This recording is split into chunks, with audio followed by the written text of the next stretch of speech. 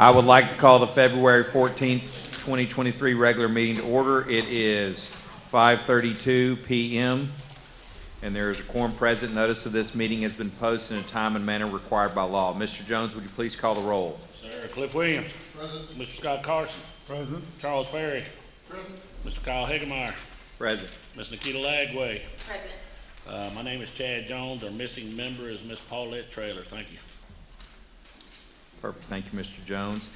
There are no public comments this evening. The board will now convene into closed session for the purposes of considering matters for which closed sessions are authorized by Title V, Chapter 551, Texas Government Code, Sections .071 through .084. A, pursuant to Texas Government Code 551.071, consultant with attorney regarding legal issues related to employee Level 3 grievance hearing. B, pursuant to Texas Government Code Section 551.074, conduct Level 3 grievance hearing regarding employee and deliberation regarding same.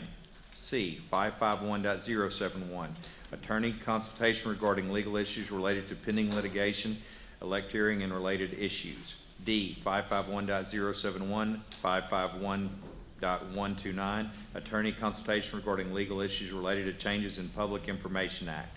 Item E, discuss teacher resignations and consider approval of teacher appointments. Texas Government Code 551.074. It is 5:33 p.m.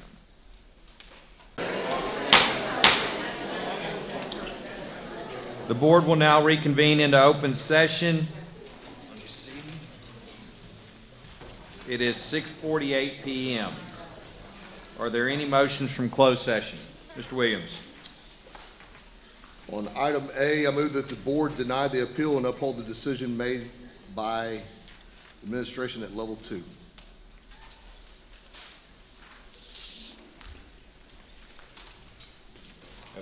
We have a motion by Mr. Williams, a second by Mr. Jones. Is there any further discussion? All those in favor? Motion carries 6-0. Mr. Williams. On item B, I move that the board designate the following 10 days for the 2024 calendar year as non-business days for the purposes of the Public Information Act. Wednesday, March 13th, 2024, Thursday, March 14th, 2024, Friday, March 15th, 2024, Thursday, October 17th, 2024, Friday, October 18th, 2024, Tuesday, November 26th, 2024, Wednesday, November 27th, 2024, Friday, December 27th, 2024, Monday, December 30th, 2024, and Tuesday, December 31st, 2024. Second. We have a motion by Mr. Williams, a second by Mr. Carson. Is there any further discussion? All those in favor? Motion carries 6-0. Mr. Williams. On item C, I move that the motion we accept, make the motion we accept the superintendent's recommendation on the professional personnel listed.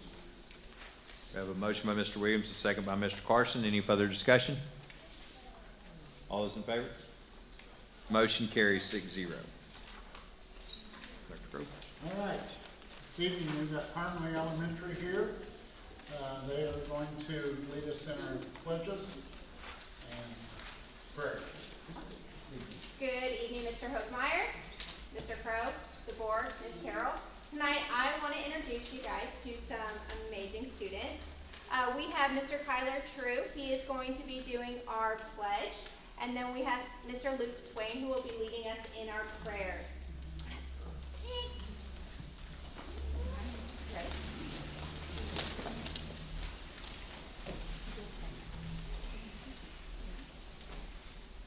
Pledge allegiance to the flag of the United States of America and to the republic for which it stands, one nation, under God, indivisible, with liberty and justice for all.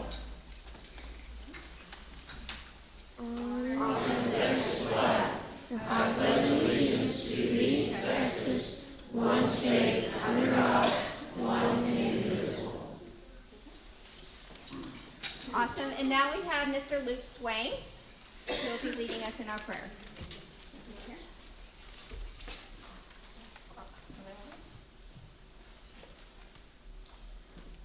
Dear Heavenly Father, thank you for being with us today. I ask that you bless our school board meeting and guide us with wisdom every step of the way. Help us make decisions that are fair and just in all that we do. Let love and kindness be our truth. Grant us patience and understanding, we pray, as we work together to make Willis ISD a better place. We also ask that you place a hedge of protection around our schools, administration, teachers, children, and parents. Lord, with you all things are possible. So I ask that you stand with us to create a school district that rises to the occasion. One that is built upon the cornerstone of faith and foundation of truth. Help us become the school where our light shines so brightly people can't help but notice. Grant us the ability to set aside our differences and personal goals in exchange for one common goal, the youth of Willis, Texas. In Jesus' name we pray, amen. Amen. Let's go.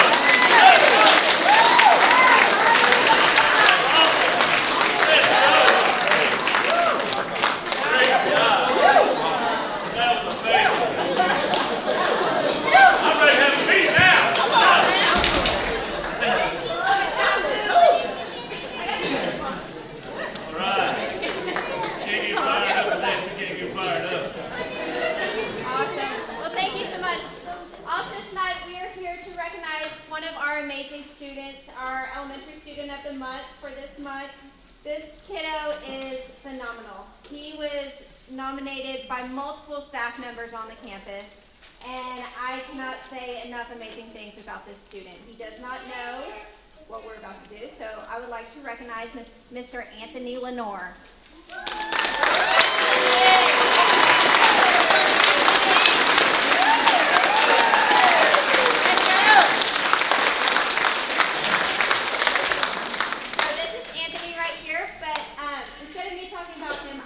To introduce his teacher, Miss Johnny Nunn.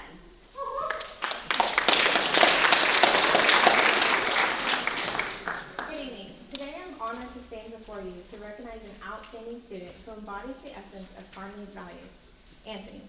Anthony's character can be defined by his unwavering work ethic and infectious positivity. Anthony shows dedication and tenacity. With each task he is given, he consistently goes above and beyond. Academically, he strives for greatness in everything that he does, but his personality is so infectious that he influences the students around him and even the staff members. His smile brights up every room that he goes into, and he is truly a blessing to have in my classroom and in our school. Thank you, Anthony.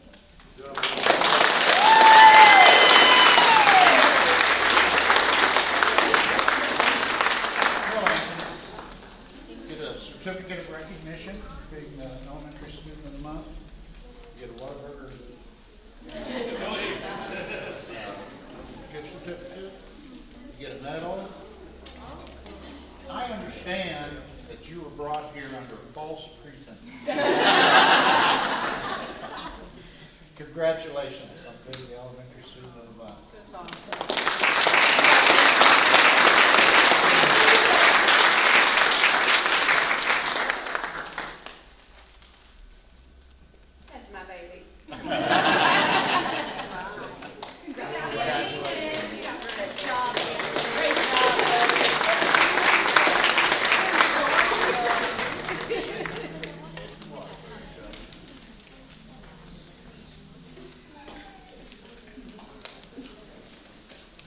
Good evening, Mr. Crow, Board of Trustees, Ms. Carroll, counselors.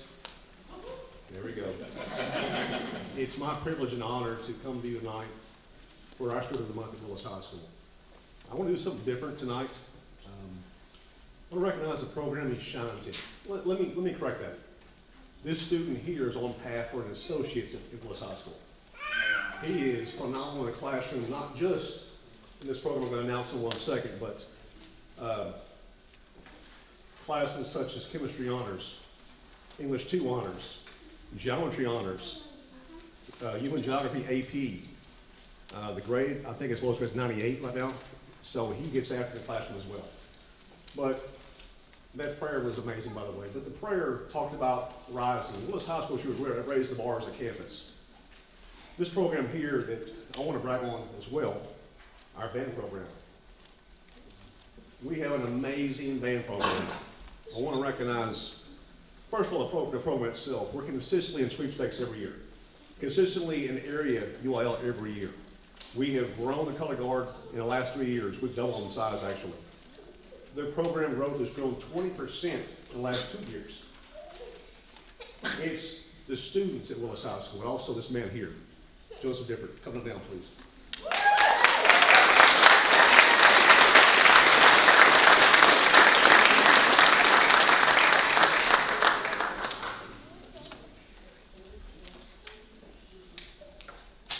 Good evening. Happy Valentine's Day. As Mr. King said, my name is Joseph Ditforth, and I'm the Director of Bands at Willis High School. For almost 15 years, it's been my privilege to be a part of the students' lives here in Willis ISD, both at the middle school level and now at the high school level. And it's been a true honor to follow in the footsteps of people such as Mr. Johnny Bankston, Ms. Wendy Marquardt, and Mr. Chris Allen. Tonight I have the distinct privilege of introducing to you one of the many wonderful students that I've had the opportunity to teach, Mr. Drew Walker. He's a freshman flute and piccolo player at Willis High School in our band. He was the only freshman this year that auditioned into our varsity band, which is the wind ensemble, coming straight out of middle school, which is mostly full of juniors and seniors. As you'll hear in a few moments, Drew has had a very successful run in the TMEA all-region, all-area, and state process this year, and has achieved the highest honor that he can, even as a freshman, as a Texas All-State musician. And he's been a shining example of character, buy-in, and work ethic. During his time at Willis High School, which has only been 7 months, Drew set himself apart as not only a gifted musician, but a good person, a high-achieving student. Drew's a straight-A student, taking AP and honors classes, as Mr. King said, and he can't wait until his sophomore year so that he can get more involved in student activities around campus. He takes Spanish, he's in construction over at CTE, and he exhibits focus like no other. That's balanced, oddly enough, with authentic humility. So he's driven, but you wouldn't know him talk about himself in a way that he's so driven. He has high hopes of pursuing music performance degree after graduation, and I know that he'll represent our district, our school, our campus, our community at the highest level wherever he goes after high school. But mark my words, Drew's a student that you'll see a lot more of in the next coming years. So ladies and gentlemen, it's my honor to introduce to you Mr. Drew Walker, Willis High School Student of the Month.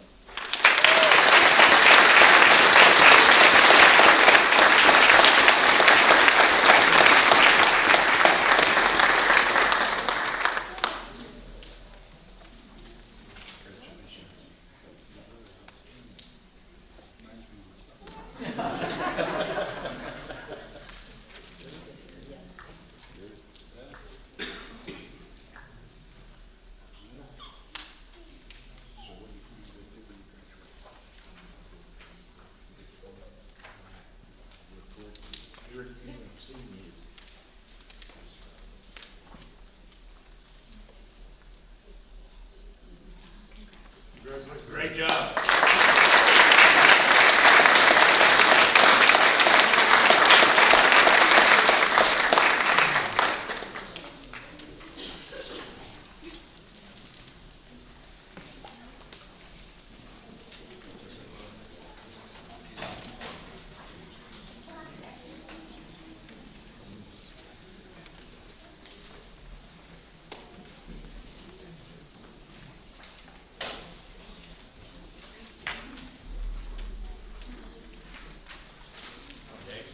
Next up, good evening, Mr. President, Mr. Crow. I know you're out here somewhere. School board members, Ms.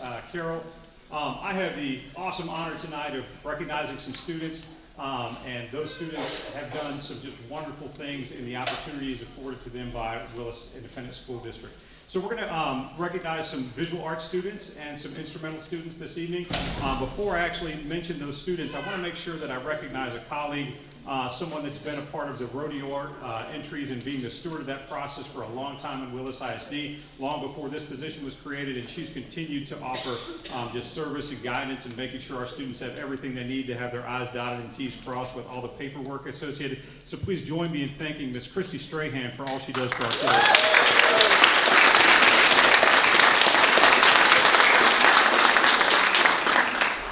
So the students that we're going to be recognizing this evening from our rodeo art process, these students submitted artwork with their teachers along with that guidance, and they were selected by their campuses or by the district selection process for our elementary students. Their pieces were brought down to the rodeo, and then the judges down there went through and looked at all of our work and selected these students as the highest pieces to stay down and be displayed at the Hayloft Gallery down at the rodeo. And so I'm so proud that these students' work will be down at and right now you're going to see some digital representation of those pieces, because their work is out there for every custodian who goes to the rodeo to see, along with other wonderful pieces of art from the Houston area. So without further ado, our first student with a gold medal from Canada Elementary School, escorted by their teacher, Pam Foster, we have Kelby Cowart.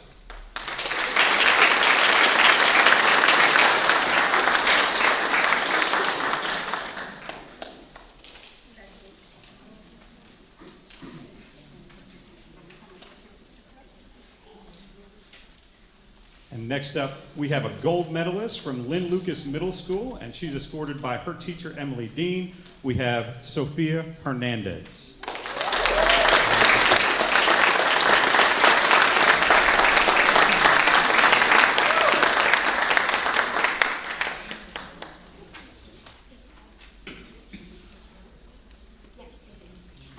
Next up, we have a gold medalist from Willis High School, escorted by their teacher, Tressa Green. We have McKinnon Lazama.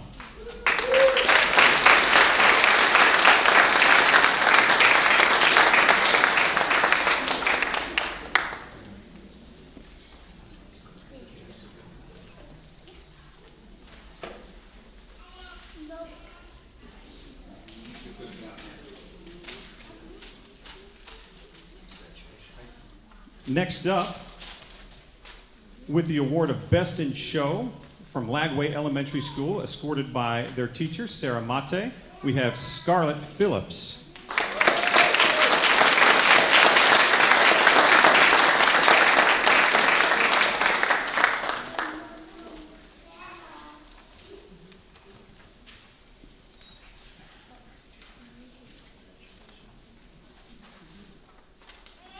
Next up, we have Best in Show for our middle school level from Lynn Lucas Middle School, escorted by their teacher, Emily Dean. We have Sophia Hernandez Merced.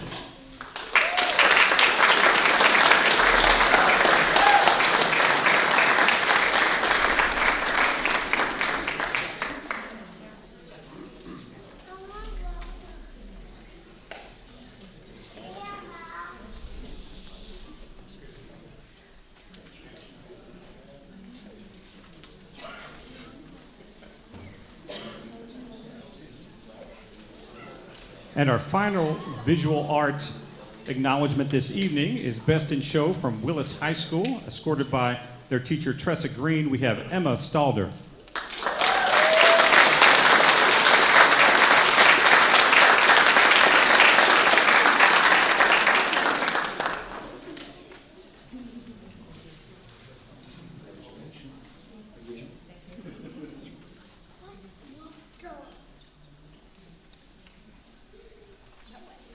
And just to inform you, school board members, we're going to start a new tradition this year of digitizing our best of shows and starting to display them in the lobby of the Performing Arts Center and building on that each and every year to make sure we have that visual representation there in the lobby.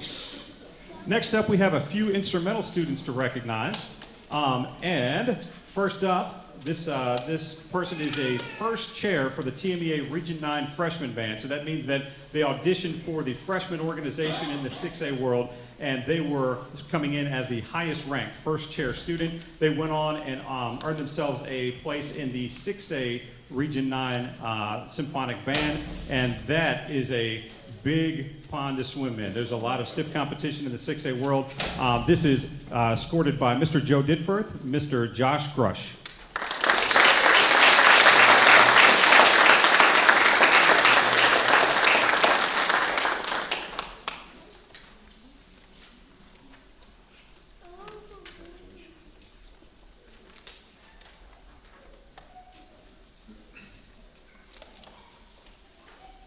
Next up, also making that 6A all-region band, escorted by one of our directors, Mr. Jarrett Jones. This is Cruz Mendez.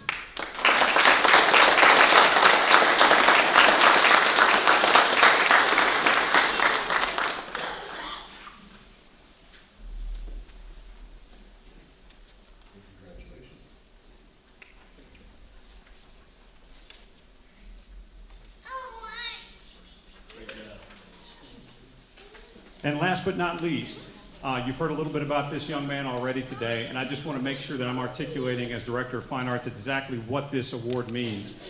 This young man started off at that freshman audition early in the fall, and they came in first chair in that competition in the 6A world. They went on to place first chair at the region level, not only in band, but also in the region orchestra, which obviously involves all instrumental orchestral instruments. He went on then to place first chair in the Area F audition, and that is up against schools in the wide-ranging Houston area. He went out to San Antonio, where he was guaranteed a spot in the All-State Band. And this young man, as a freshman from Willis, Texas, is the second ranked in the entire state piccolo player from all the fabulous players in the state. Number 2, Mr. Drew Walker.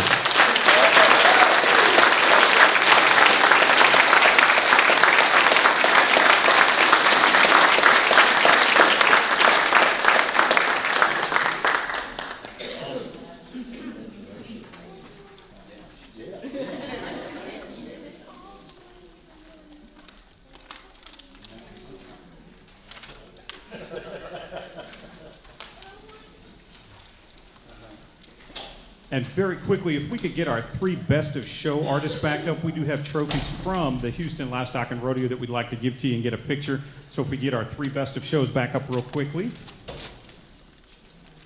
So that's going to be Scarlett, Sophia Hernandez Merced, and Emma Stalder.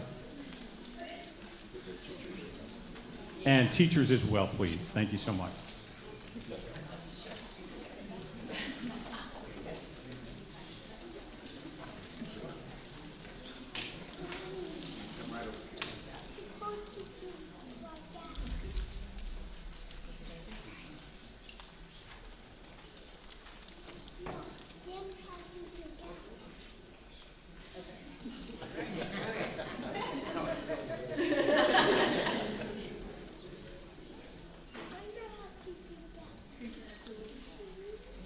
Great job. Thank you.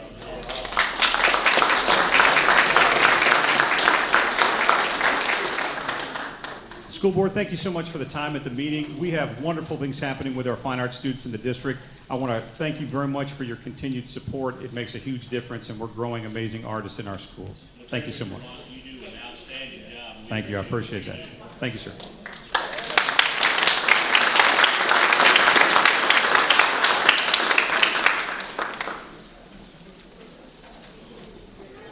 All right. Well, good evening, President Hagemeyer, Mr. Crow, members of the board. I have the great honor of showcasing a wonderful group for you tonight who play a crucial role in shaping the future of our students.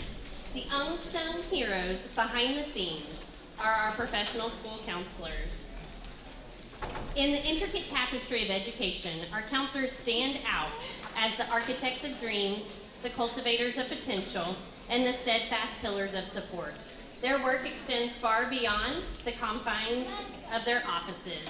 It encompasses the emotional and academic well-being of each student, creating a nurturing environment that allows them to flourish.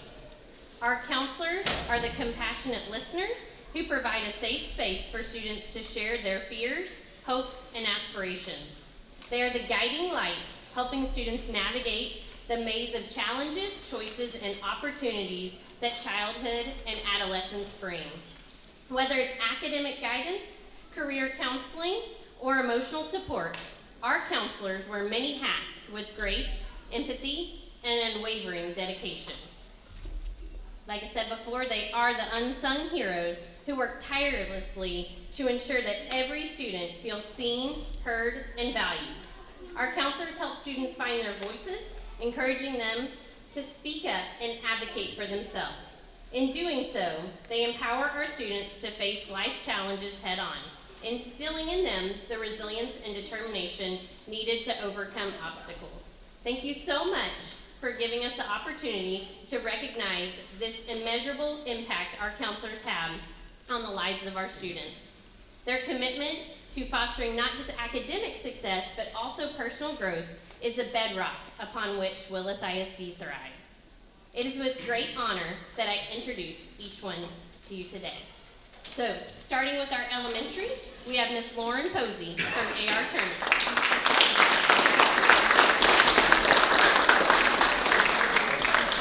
From Cannon Elementary, Hillary Saunier.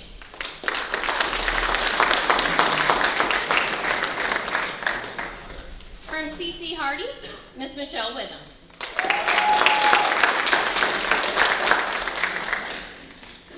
From Lagway Elementary, Miss Kenesha Murray.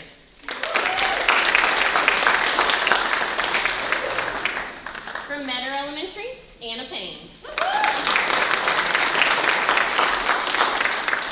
And from Parmalee Elementary, Katie Finley. Middle School, from Brabham, we have Shannon King.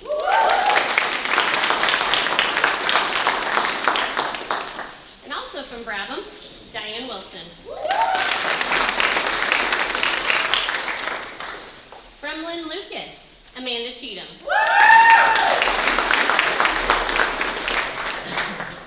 And also from Lynn Lucas, Miss Jessie Gilliland.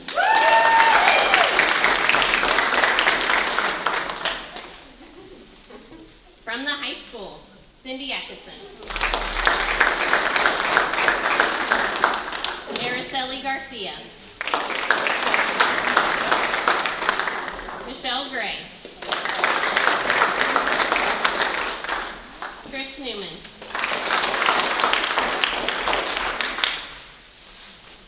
And Carol Smith. Unable to attend is Miss Brittany Wheaton. And then,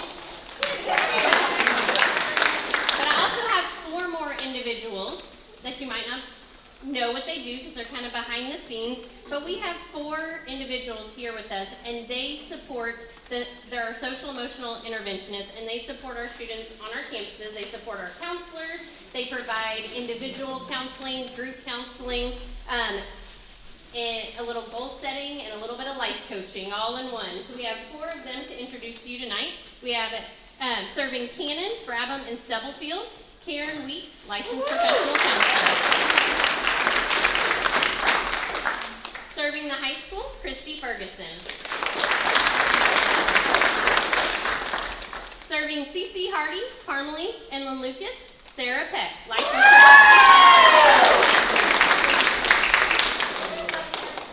And serving Willis High School, Mark Crow, licensed professional.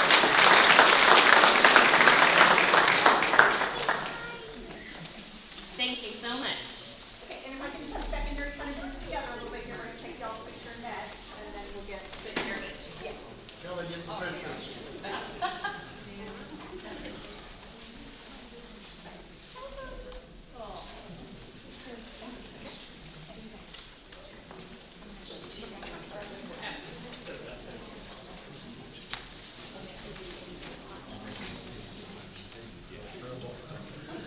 And Kelly, come do one more. Yes. With the elementary real quick.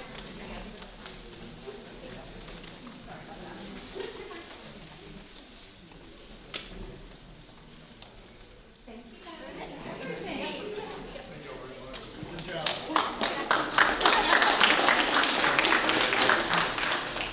All right. Oh, wait. Is it on? Yes. Okay. Hello. Checking. I'm not the greatest at this. Got it? Got it? Okay. So we appreciate everything that Kelly Locke does for us and all the kind words she has said. She has been amazing, and we love that she's here. And She only makes us better, and she helps us grow, and she just always supports us, and we greatly appreciate her. So we all pitched in to get her something nice so we can show how much we appreciate her. But we love Kelly a lot. She's the best. Woo-hoo!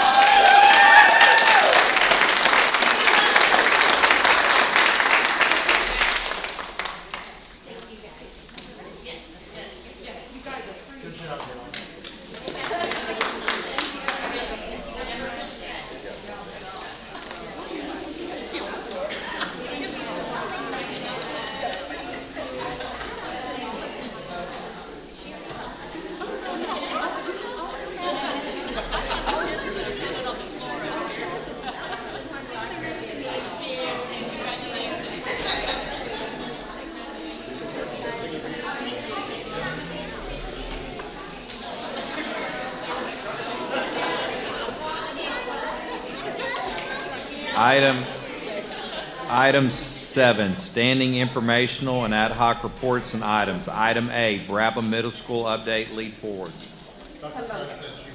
Hello, guys. So, Jamie, just give me your green light when you're ready. Good evening. Happy Valentine's Day. Happy Valentine's Day.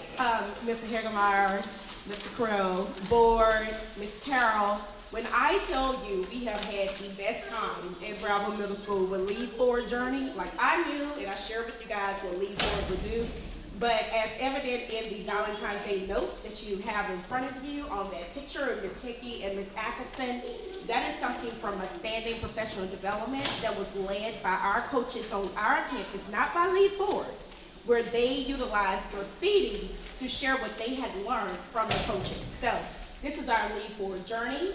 Tier 1, doing it right the first time, because that's what it's all about. I'm going to cast my net, and I'm going to do the very best I can to educate all at one time. Yes, I'm going to pull my small groups and things of that nature, but I need to cast that net first, okay? So we're going to be fishers of men. All right, here we go. 3 things. So this is our process.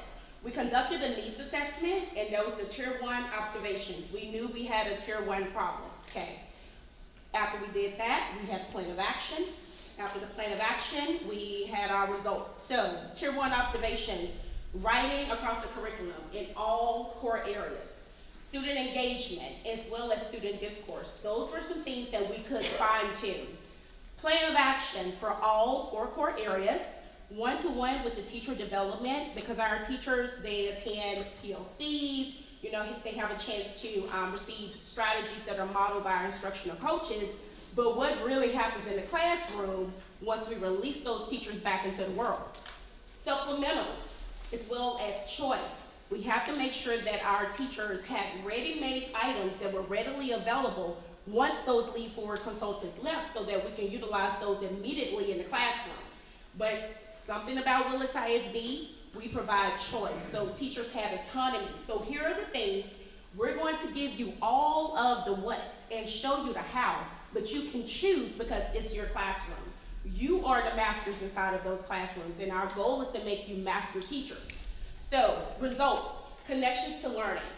Guys, we had more student discourse. Our kids are not afraid to speak about learning. Our kids are not afraid to share what they have learned with their peers. Writing across the curriculum, that's taking place. We are utilizing an ACE strategy, which is answer, cite, and explain. If I have any RLA people in the audience, they would be most happy about that. Movement, allowing our kids to move. Now, here's the true story. Our classrooms, we have 35, 38, 40, because we're waiting on middle school number 3. That would have been a beautiful Valentine's Day gift. But in the meantime, we're going to go ahead and utilize the space that we have. Our teachers are not afraid to group our students when needed and allow those small groups to continue to take place while students are discussing what they've learned. In technology, we are one-to-one, but we also know that sometimes kiddos need a sheet of paper and a pencil. They need to annotate using what they have in front of them. Students are also able to use a blank sheet of paper on STAR. So we don't want our kiddos to get the STAR and be like, oh, here's your blank sheet of paper, but I don't know what to do with it. So our teachers, as well as our coaches, they were able to gain some strategies from Lead Forward to assist with that. So here is pretty much a Lead Forward strategy in action. This is Ms. Rasher. She is one of our science teachers. she's talking to two kiddos about vocabulary words. In order to write across a curriculum, you first need to understand what you're writing about, okay? And so that starts with vocabulary or content information. So if you look at the back of that wall, those words that are there are also located on that wall with pictures because we have our emerging bilingual students. So our students are able to take a look at the word, see the picture, and whenever she tosses the ball, the students are in charge of give me the definition of that word and then relate that word to something that's at your home. So that's what those kiddos were doing. If you notice that student, she has a young lady that's like in her ear, that's her safety partner, because they've been able to have student discourse so the student can feel safe with providing the answer to everybody inside of the classroom. So it was a really awesome strategy that she utilized, and the kids felt safe and they were vulnerable, but they learned a lot that day. Math, OMG. Math conducted so many strategies inside of their classrooms. It was really hard to choose because I'm just spotlighting just some of the things that these people have done. Undercover agent was something that just blew me away. Basically what this is, a question is posed or a problem, and the students have to answer. So like, here's a STAR-tested question that you guys see, and then the kiddos have to provide an answer. The answer was 75%. Once they provided the answer, the teacher revealed a piece of the puzzle, like the main idea sort of piece, and every time a kid would get something right, she would continue to reveal different pieces of that puzzle. So here's my question to you. Board, you have the answer, so don't share. Audience, what is this a picture of? Pickle. I hear a pickle, I hear a Sprite. Well, and keep in mind, students are having to answer. Like, the teacher is not just clicking, so there are other questions that are up there, right? Eventually, they do get their spotlight. It is a Sprite. Congratulations, Clint. All right, so math. This is justified list. Students were charged with defending their claim, and they had to explain. So yes, you know the answer, but how do you know this answer? These are two football boys. I just love whenever arts, academics, and athletics are joined inside of a classroom. And I want you guys to take a listen at what's happening.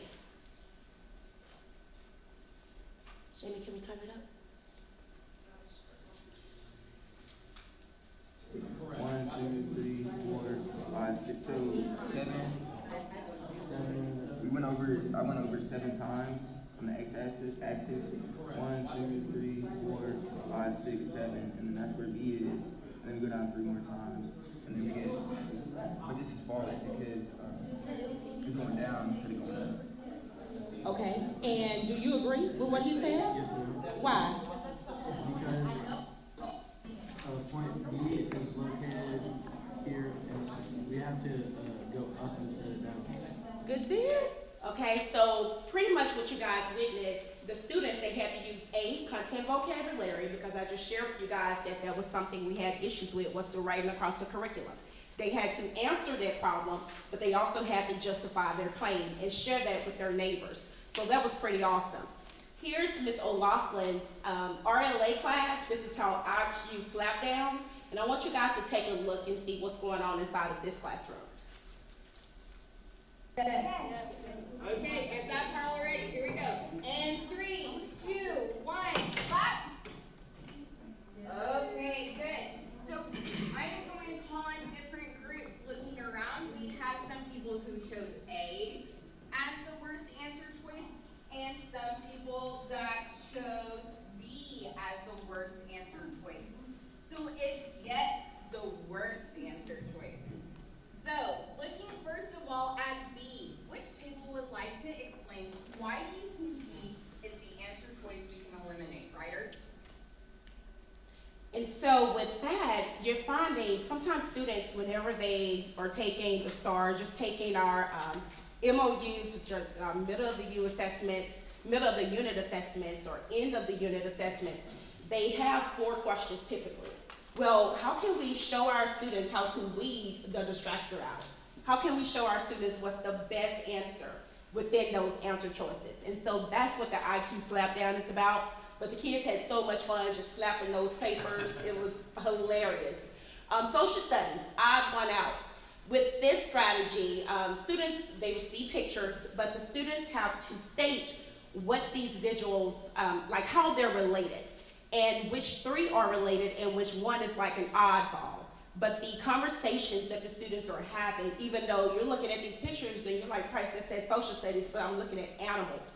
And it's so interesting how they tie those pictures to that content vocabulary, and then they sit there and no, this is the picture that should be out, and this is the why. And then their neighbor may say, no, this is the picture that should be out, and here's my why. And then so the teacher, you'll find the teacher comes over to support them within that so that they can determine exactly what picture goes along with the content information. It could be pictures of anything that excites the kiddos or gets the kiddos engaged, but you're able to have those discussions to discuss which item is the odd one out based off of content information. So, data highlights and testimonials. Something that was amazing about Lead Forward, I shared with you guys the autonomy. So teachers were able to choose what they wanted to do. We threw out a Google form and teachers had to share with us exactly what they used. So all these items you guys are looking at, these are things that teachers actually implemented inside of their classrooms. There was a benefit with working alongside the consultants. The consultants, the way that we had the 3 visits or 4 visits, they would come in, witness what's going on inside the classroom, visit with the teachers during collaborative team time, and hold that one-to-one conversation with them regarding whether or not they implemented a strategy correctly, how they could improve that instruction with their tier 1. And then the consultants double back to do like one final round to see whether or not the teachers implemented those items, gave them a final feedback piece, and we're finding that the teachers who truly have embraced Lead Forward, their data is improving. Here's a couple other testimonials. You guys can take a look at that. Worksheets Don't Grow Dendrites is one of my favorite books that I read whenever I was a teacher. And so that last little piece, to know that that teacher was initially just doing worksheets and note-taking, and now she's doing something different, it just made my heart smile. Administrative impact and support. So one of the charges that I received when we had a chance to speak with John, just stating what we're going to do when Lead Forward leads. So yes, they've come in, they've had a chance to give you guys all those strategies. They came in and did the walks. So what are we going to do as an administrative team and as an instructional leadership team with our coaches to make sure that this continues to grow? And that's your admin team. We're going to continue to do those walkthroughs and feedback. Our campus coaches, as well as our dean, we're going to continue to model strategies when needed. And not only that, when it says feedback, that feedback loop, it looks different because teachers are able to observe one another. Because IQ Smackdown, you guys can see that Ms. O'Laughlin, she has that, she knows how to do that, she knows how to implement it in class. So now we can allow another teacher, maybe from a different content area, to go inside of her classroom, witness what's going on, and they can take their notes. And so we have teachers who are able to provide feedback regarding the Lead Forward strategies as well. So, exit ticket. I have an exit ticket for you guys. You have a 3x5 index card. If you would, I am going to ask that you write one strategy you would like to see in our classrooms. And then item 2 says provide feedback to our BMS IoT team just regarding the implementation on a scale of 1 to 5. 1 is you're satisfied, no, 1 is you're not satisfied, and 5 is you're extremely satisfied. And we will collect those at the end of the board meeting. Okay, questions? So that's your mini homework, that's your exit ticket. Where are we going next? To the Eiffel Tower. We're going to consistently implement those shared strategies and meet students' growth goals. Students can become the best place, schools can become the best places for students to learn and grow unless we make them the best places for teachers to work and grow. And that's by Ms. Hessen. And And so if you would, you can finish up your exit ticket, and I thank you guys so much for supporting Bravo Middle School with our Lead Forward initiative. We've learned so very much, and as I stated, it shows in the data. I have a chance to share that with you guys at a later time, and it's really a great resource for teachers. Okay.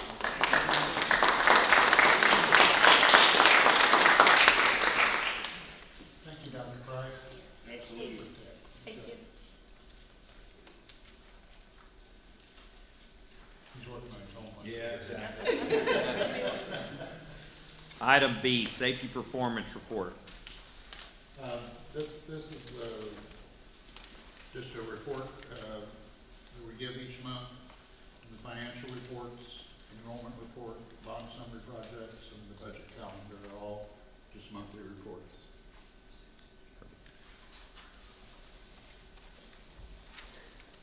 Do we have a motion?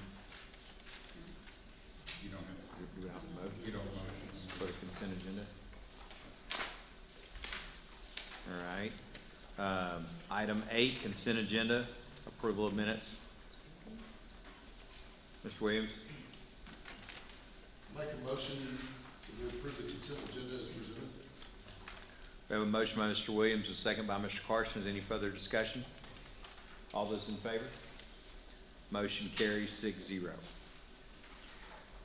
Item 9, discuss and possible action items. A, discuss, consider approval of out-of-state travel requests for law enforcement.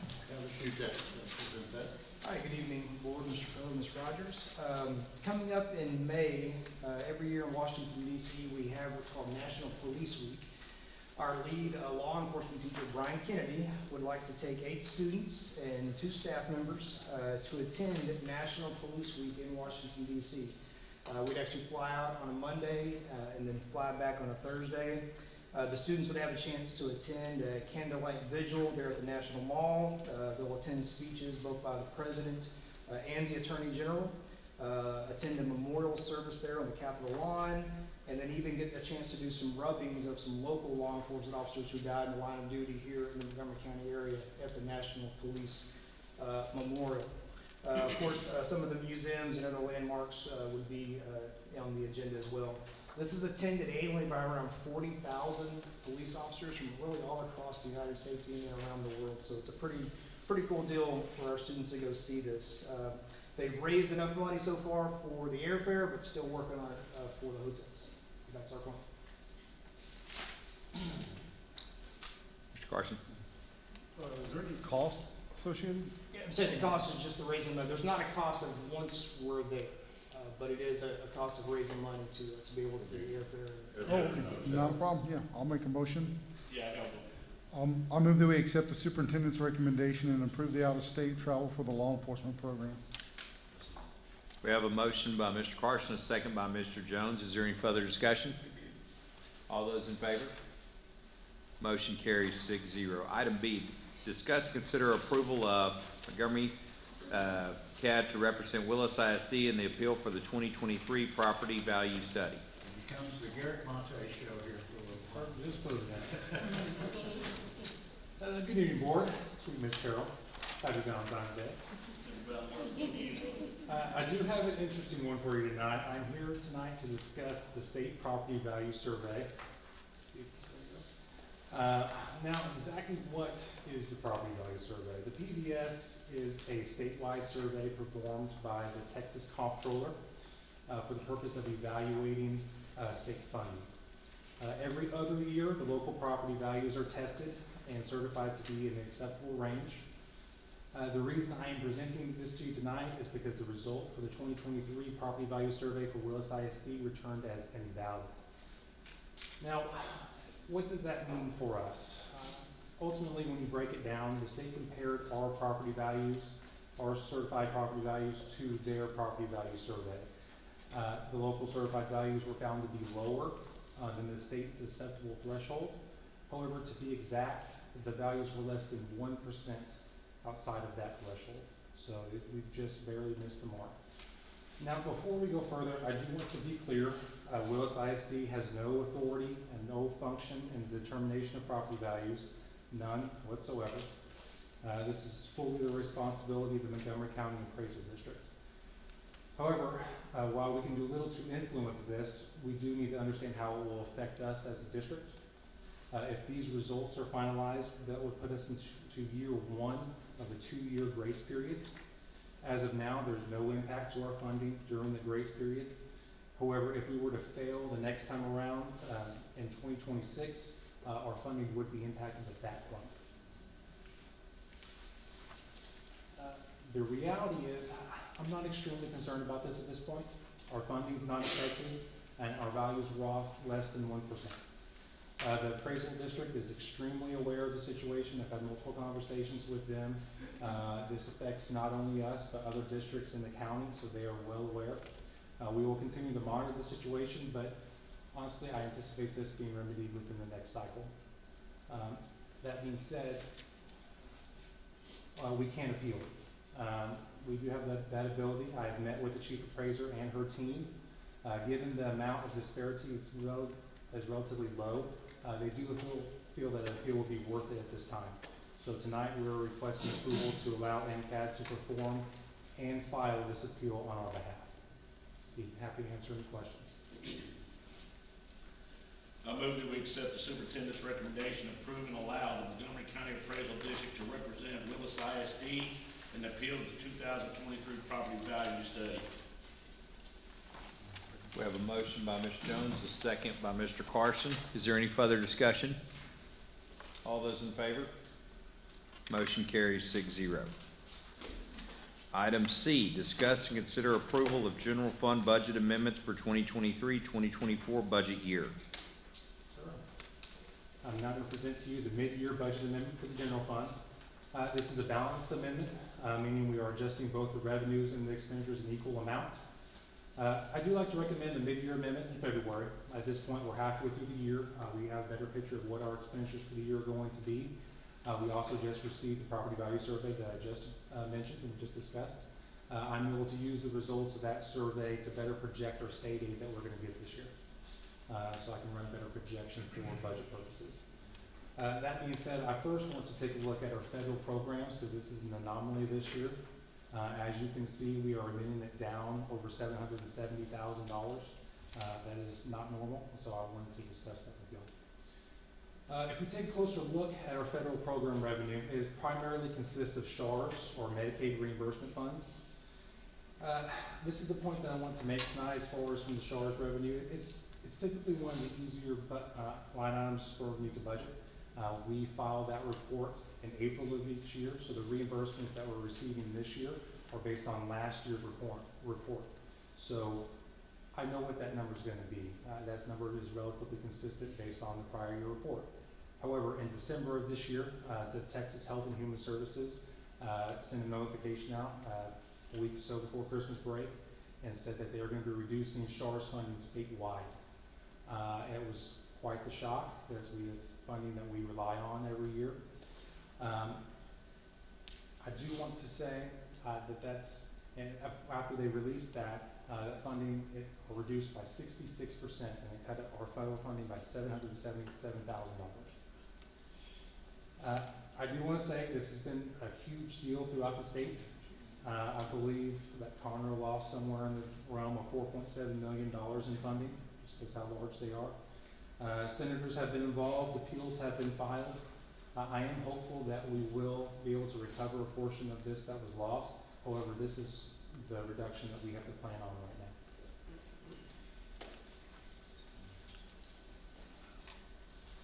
right now. Next, I want to look at local and state revenue. These adjustments result from a building a budget in a legislative year. Legislation was passed as late as July when we were pretty deep into the budget process. The biggest impact, if you'll remember, from the legislation was the homestead increase to $100,000. This was not even finalized until November, once we voted on it. At the time of the adoption, the homestead increase was not fully incorporated into the certified values, which we knew this going into it. They passed that and they were trying to incorporate it into our values and take that into account, but frankly, it wasn't a lot of time to be able to do that. So this amendment is to adjust revenues based on the most current projections of state aid and also to adjust it for interest revenue that we received this year. I'm also slightly optimistic, which is not a word I get to use very often when discussing state aid, but it is trending slightly better than I anticipated. Overall, we're amending the revenue budget about $1.6 million. Taking a look at the expenditure side of the budget, we are adjusting mainly for operational capacity. Function 34, transportation, we're adjusting for some fuel cost. Also, the tracking system that the board approved last school year, some of that equipment was delayed and we received and installed that in this school year, so those expenditures hit this year's budget. In 51, maintenance, we had some increased costs related to freeze damage. I believe there's another item on the agenda tonight. If you remember, a few years ago when we had some freeze damage, it was covered under our insurance at a $25,000 deductible. However, this year under our current insurance plan, it's included with large weather events, and that deductible was $1 million. So unfortunately, these costs will need to be fully absorbed into the budget that we have for those employees. In function 52, security, this is adding additional capacity to cover the additional SRO positions we added this fall.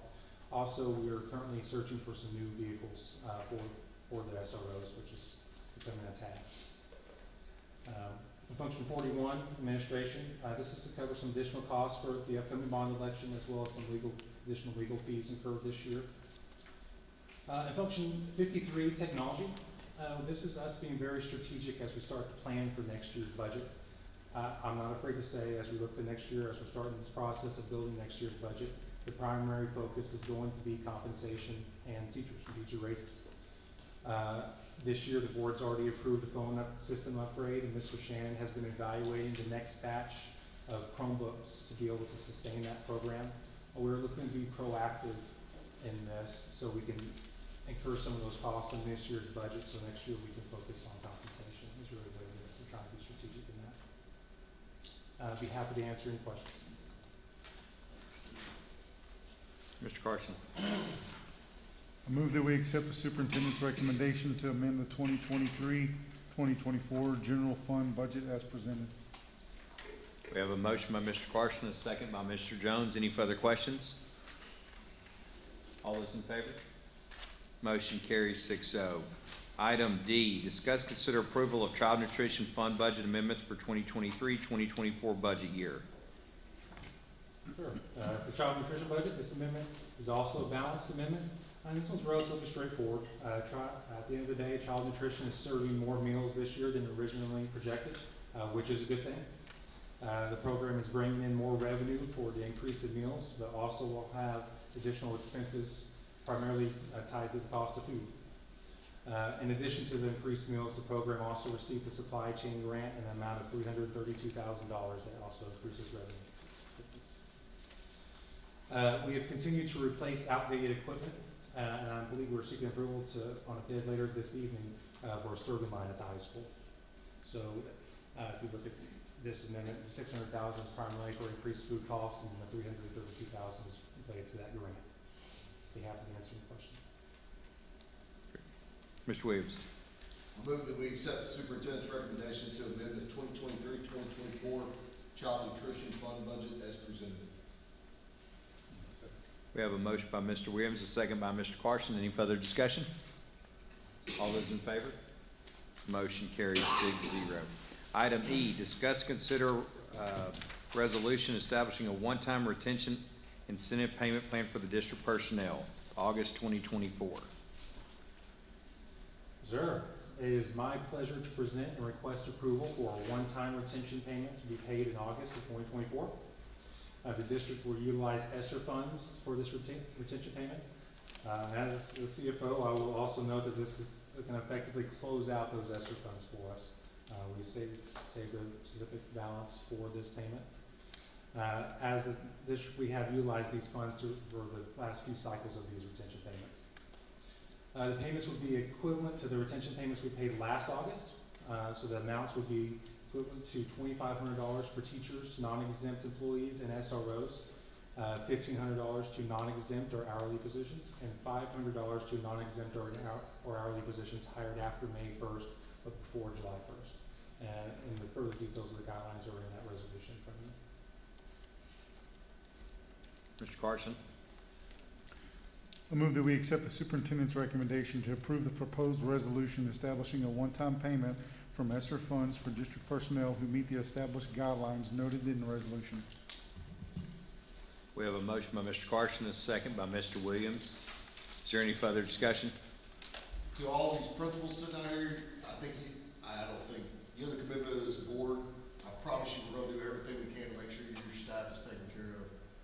And it starts next month, and so please pass that on as our number one priority is making sure that y'all's staffs are taken care of.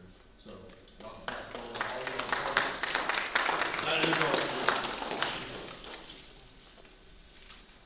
All those in favor? Motion carries 6-0.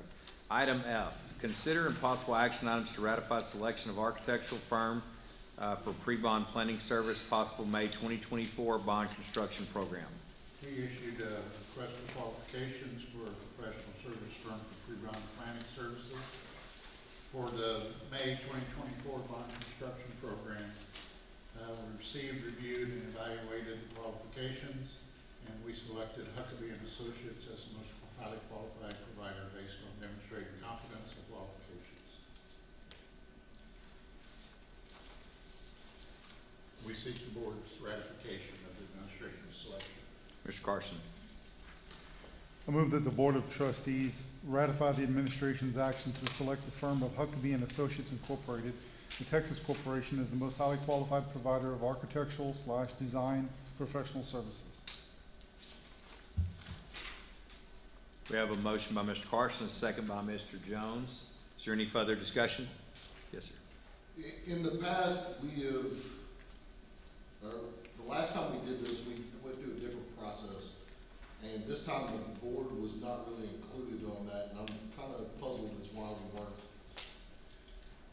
It's just the way I've done it in the past, construction projects, and went out with RFQs, and then we selected them. Now, as far as any architects for the bond program, the board definitely will be selecting those. And I just want to say that has nothing to do with Huckabee. It's more of the process of how we went about it. I understand. That's not how we do it. I mean, and I know we're in a different time, but typically the board would be included in that, and kind of frustrated we weren't, so. I apologize, but that's just the way that I've always done it in the past. We have a motion and a second. Is there any further discussion? All those in favor? Motion carries 6-0. Item G, consideration of and possible action on proposed agreement with Huckabee and Associates as architecture firm to provide pre-bond services for May 2024 bond referendum. And this is the proposed agreement for those services that we just approved Huckabee for. How much is the price point on that? Pardon? How much is that? $49.5. $49.5, correct? Yes, plus then $2,000 on documents, reproduction.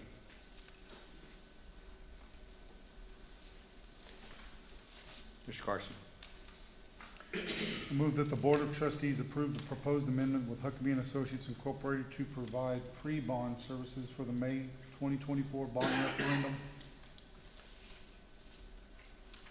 We have a motion by Mr. Carson, a second by Mr. Jones. Any further discussion? All those in favor?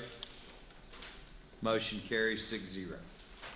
Item H, consider and possible action on proposed contract with Stantec Architectural Firm to serve as architectural firm for the elementary school number 7 project. On this item, you know, we've talked about this school opening in 2025. We've talked about it opening in 2026. We don't have the land yet. We're still working on that and trying to get this done with not having the land yet, seeing how the design would sit on it. We want to continue to work with Stantec on this. We want Stantec to do this project because it's a similar project to Lagway Elementary. But you know, when we try and rush through this and get it done in 2025, their subcontractors that they work with on design and so forth, they've got to put in extra work, they've got to hurry because we're on a short time frame right now. You wanna work with Stantec at the correct price point. Yes, and because of that, having to rush through this, they would have to charge us more for their services. But however, if we could put it off for a year, we might be able to negotiate a different percentage with Stantec, because it gives them more time and it gives their subs more time to work through this rather than trying to rush into it. Will the schools be full by 2026? Yes. Will they be overcrowded by 2026? Over the 120%? No. So you could survive it and then I think get a better project, a better product, and be able to give people time to breathe and get through this before the school has to be open. Staffing 2 campuses at the same time also. Staffing 2 campuses the same year would be very difficult. There are a lot of reasons to go ahead and separate this out and put this, you know, I would recommend you table this. Yeah, this table is fine. Till we can work with it more. Okay, so we're gonna go ahead and table item number H. Moving forward to I, discuss, consider approval of Lynn Lucas Middle School Fire Sprinkler Project 2022 bond funds. Mr. Dusabot. Good evening, sir. Good evening, board. We're bringing you a proposal this evening to put fire sprinklers into Lynn Lucas. The addition we did previously already has those features, so it would be the remainder of the building we'd be addressing. And the reason we're really doing this is because it's in conjunction to do any other enhancements in the school. The fire marshal is going to require us to put a sprinkler system in. So in order for us to have a fine arts edition, you need to first address the fire sprinkler problem. So that's why we're bringing this to you this evening. We were going to essentially, we're presented with 3 different choices on who would be awarded for the program. And we are recommending that the bid go to BMF, who will conduct the actual installation of the project. And the good news on that is they are the group that put the fire sprinklers in at Harmony for us previously. So we have experience working with these individuals. We are asking your approval this evening for the base bid, which is $2,964,836, in addition to a performance bond of $32,726, which brings us to a grand total of $2,997,562.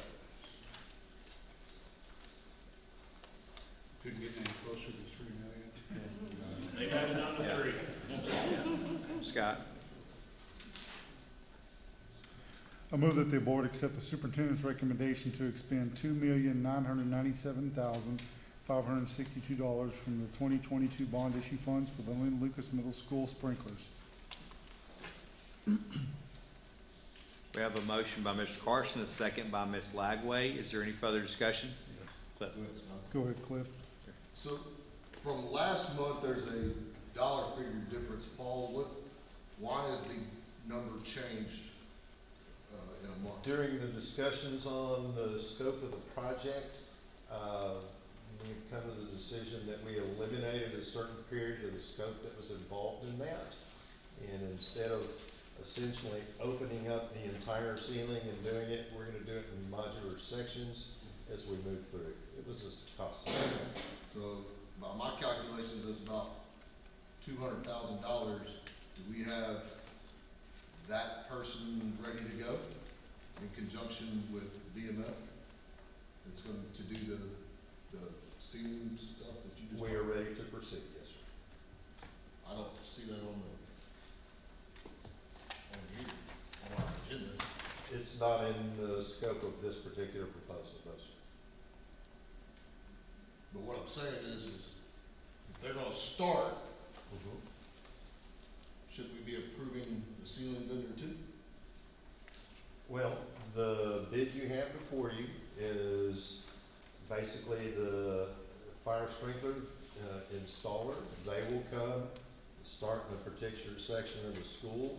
They'll work that during that course of that day. They'll close it up and come back and start again the next day, instead of gutting the entire thing at one time and then come back and put it together. Well, basically, on the excluded items, it says they are not responsible for seating. That's correct, sir. And our guys are gonna help fill in that void. Our guys, like our employees? Our maintenance department, yes, sir. That's what I was told too. Yes, sir. Yeah, I had something too. And I know those drop top ceilings, I've worked with those before. That can be a pain sometimes, so. Sometimes. I thank you for the multiple bids that you, Mr. Eaton and Mr. Dusenbaum, y'all did. Appreciate y'all getting multiple bids and putting the book for us to look at. And, thank you, Chad, for doing some homework on this as well and asking some tough questions. So I think we feel like we're saving quite a bit of money on this project.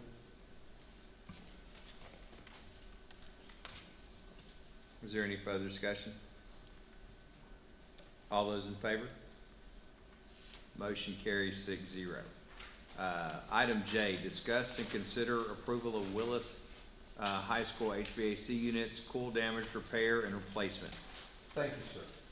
As you know, in January of this year, we had another winter event.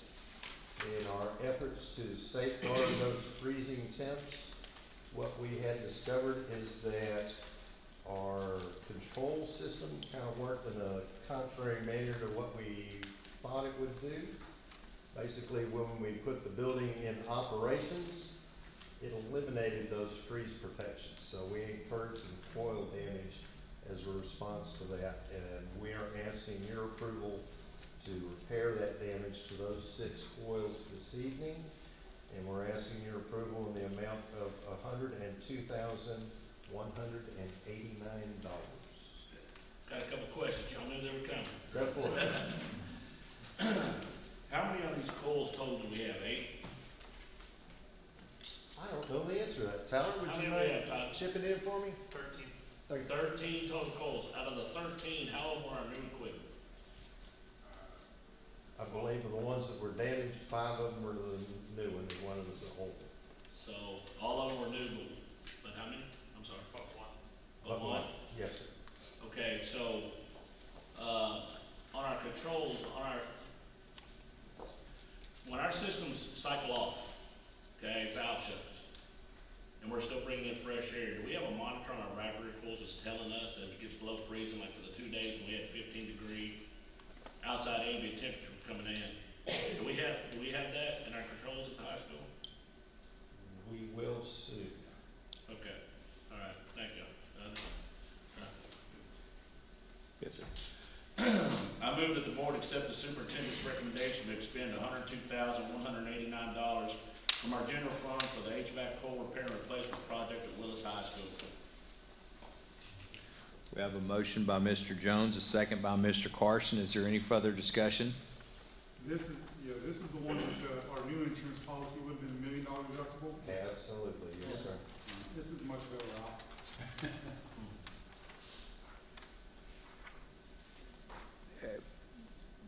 Bottom line, as long as we learn from our mistakes, we're good. Yes, So is there anyone, any further discussion? All those in favor? Motion carries 6-0. Thank you, board. Item K, discuss, consider approval of bid related to request for proposal RFP number 020524, serving line Willis High School. Oh, man. Good evening. There's a need to replace one of the serving lines at the high school, and as you know, throughout the couple of years, I've been replacing a lot of equipment. So we had a request for proposal that was due on January 20th, 2024, and bids were due on February 5th. We had multiple bids, and we were recommending Commercial Kitchens as the vendor, and the total amount needed for this project is $161,569. Is it coming out of your grant money? My grant money? No, this is coming out of the money I have to spend. Yeah, okay, general budget. Yeah, and this has no effect to the general fund. Yeah, no, you're, I got it. Yes, sir. I move that the board accept the superintendent's recommendation to award the bid. change it on me again. She's slick on changing on me. I move that the board accept the superintendent's recommendation to award the bid related to RFP number 020524 to Commercial Kitchen and approve the purchase of $161,569 from the Child Nutrition budget. We have a motion by Mr. Jones, a second by Mr. Carson. Any further discussion? All those in favor? Motion carries 6-0. Item F. Can you teach them to spell commercial? Well, there's that.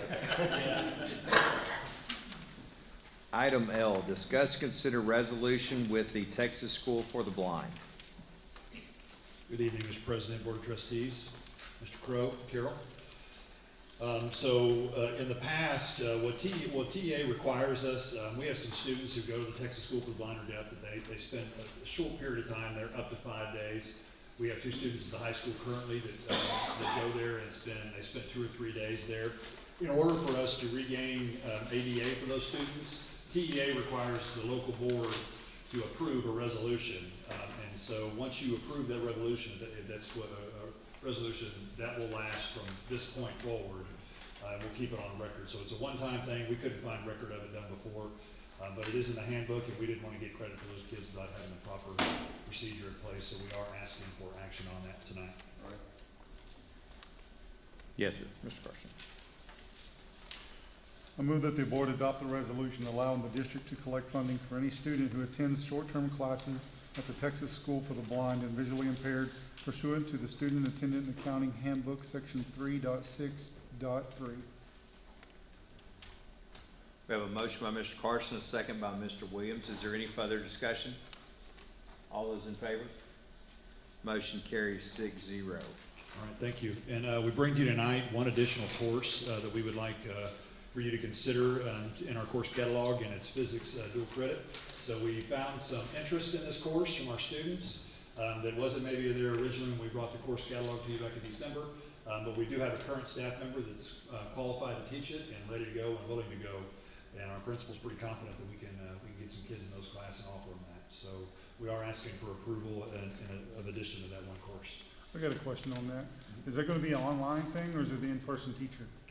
In person? It's an in-person teacher. Yes, sir. He teaches physics at the hospital itself, but he has that, obviously, he's a doctor, Dr. Hans Fonte, and he actually has taught that at college level before, so he would do both for us. Okay, thank you. Yes, sir. I make the motion that we accept the superintendent's recommendation to approve the additional Willis ISD 2024-2025 course. Motion by Mr. Carson, second by Mr. Williams. Any further discussion? All those in favor? Motion carries 6-0. Item N, consider and take possible action item for board resolution regarding compliance with Texas Education Code 23.001. TC 23.001 under Senate Bill 763 was passed by the 88th Texas Legislature and requires each school board to take a record vote by March 1st, 2024 on whether to adopt a policy authorizing a campus of the district to employ or accept as a volunteer a chaplain under Education Code Chapter 23. You can review the resolution. This is not a good idea. I recommend that the board vote against this. We've got licensed counselors at all of our campuses who are trained in dealing with the issues that the kids have, and they're not proselytizing on the campus. So, Mr. Jones. Yes, sir. I move to approve the resolution regarding the district's compliance with Texas Education Code 23-001 and authorize the superintendent to take any necessary action to effectuate same. We have a motion by Mr. Jones, second by Mr. Carson. Any further discussion? All those in favor? Motion carries 6-0. Board member comments? Molly? A lot of great job, everything's going on at the high school. Powerlifting, basketball, varsity team's doing well. There's so many wins and things to celebrate around here, and the dual credit program, we don't talk about it enough. I'll put ours against anybody in the county. Y'all do a great job. We appreciate y'all's effort. I'm looking forward to seeing these map scores. I hope they're coming up better. Let's go. Yeah. My only thing is we got 3 weeks, 2 days till spring break. That gives you something to look forward for and focus on. We got a couple days to hammer it through 17, or 16 actually, because Monday's no kids. So let's finish through spring break long, because I think we've got a great year going. Want to say quick thanks to Mr. Crow. A lot of times when you get an interim, they're just a rubber stamp sitting there, and I appreciate the effort that he's put in, both when we're paying him and when we're not. And so I appreciate that. Happy Valentine's Day for you wives out there. Your husband saved some money. Make sure you get him this weekend. And that's it. Future business meetings. Our next meeting is March the 20th. Next regular meeting, March the 20th. Mr. Williams.